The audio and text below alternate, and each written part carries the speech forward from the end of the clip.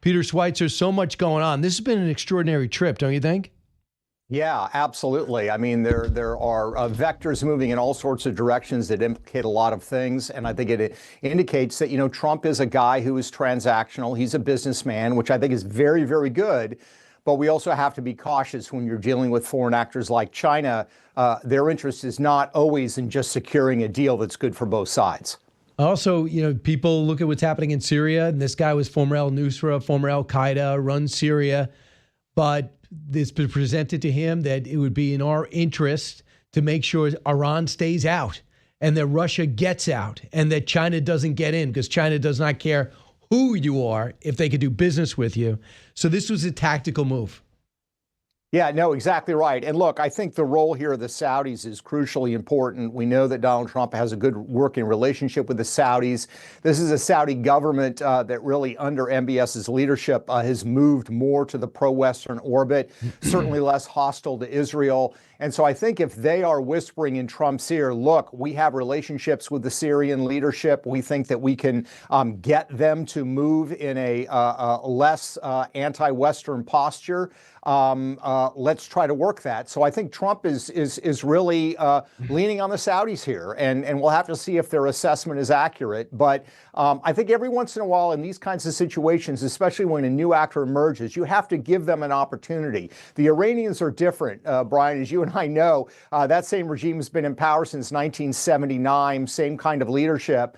In the case of Syria, it's a new opportunity. So let's see if they're willing to become more pro-Western in their orientation. Peter, you must be driving you crazy as people come up with revelations about the Bidens are not the great American family we thought. You wrote the book, Blood Money. You talked about how corrupt they were. And now we're focusing on a fourth book now that talks about their incompetence while in office. And one was written unbelievably by Jake Tapper, who fought against people that brought up the fact that he wasn't making sense, can't walk, can't talk, and is virtually invisible in the office. What are your thoughts right now as now all of a sudden people are being honest about what kind of president he was?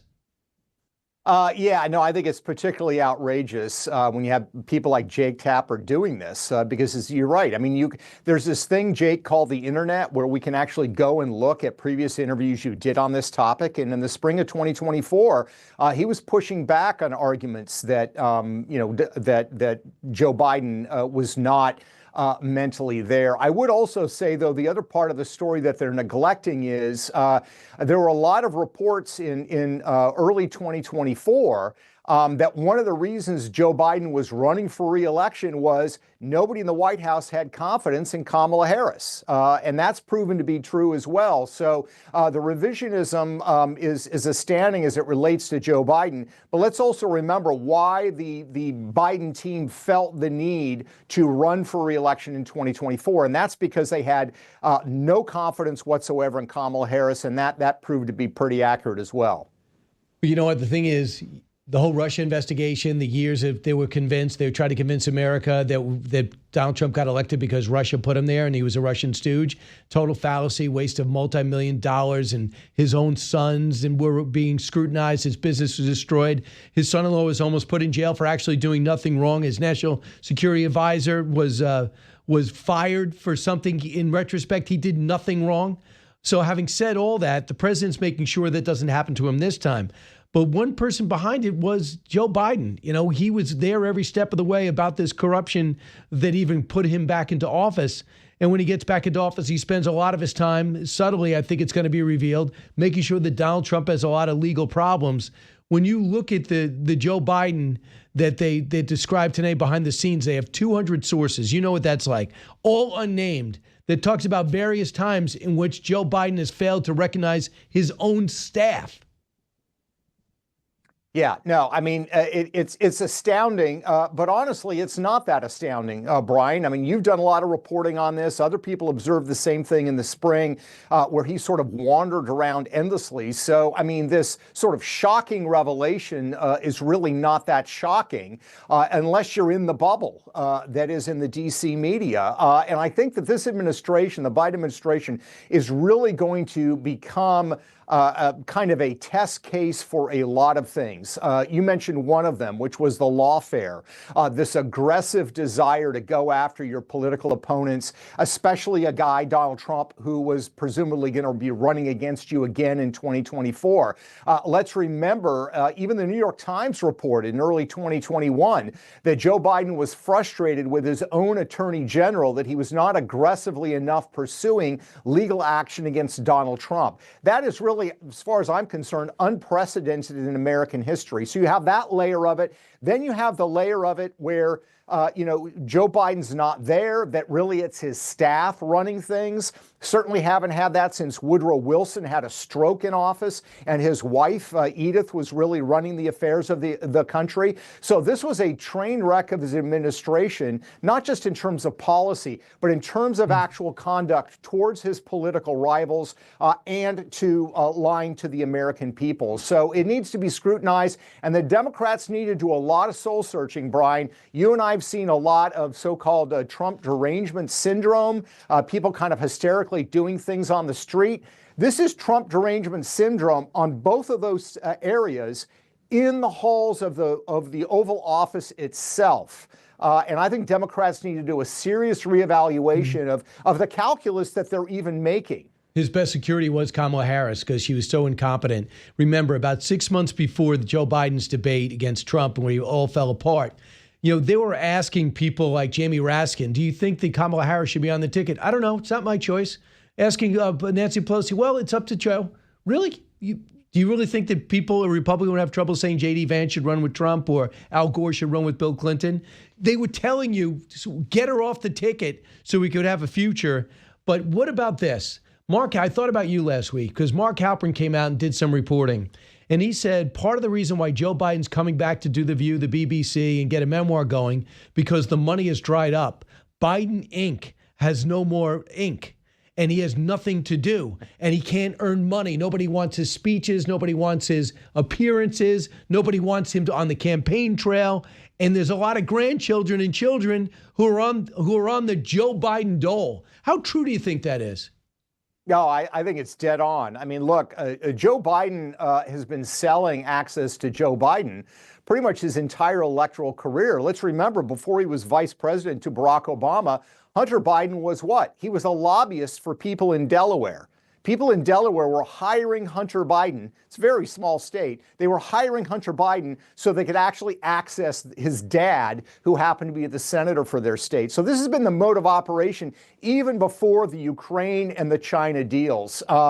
I think one of the areas we should be watching, Brian, is I still do believe that during that period, after that disastrous debate in 2024, when Joe Biden, people calling for him to get out, and there was about a 4 to 6 week period before he actually dropped out, where Hunter Biden moved into the White House, lived with Joe. I am absolutely firmly convinced that they negotiated deals with Democrat donors to get him to leave. That, in other words, he said, I'm going to leave only if you take care of my family. So I think they certainly have more financial needs, but I do believe that there were probably deals struck with Democrat donors. They're not going to have to disclose those. They're not going to have to be made public.